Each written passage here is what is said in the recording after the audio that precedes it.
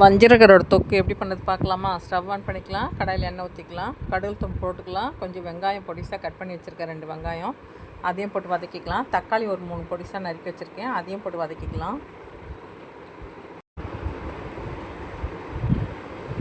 ஒரு ஸ்பூன் இஞ்சி பூண்டு பேஸ்ட் போட்டுக்கலாம், தேவையான உப்பு போட்டுக்கலாம், நல்லா வதக்கி விட்டுக்கலாம். உப்பு போட்டால் சீக்கிரமாக வதங்கிடும்.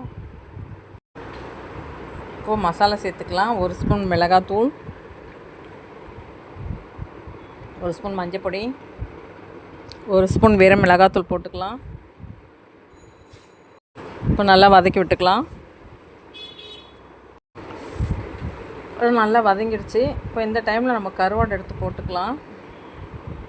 பாருங்கள், வஞ்சர கருவாடு நல்லா கழுவி சுத்தம் பண்ணி எடுத்து வச்சுருக்கேன். இப்போ நல்லா அதில் போட்டுக்கலாம். அப்படியே கலர் விட்டுடலாம்.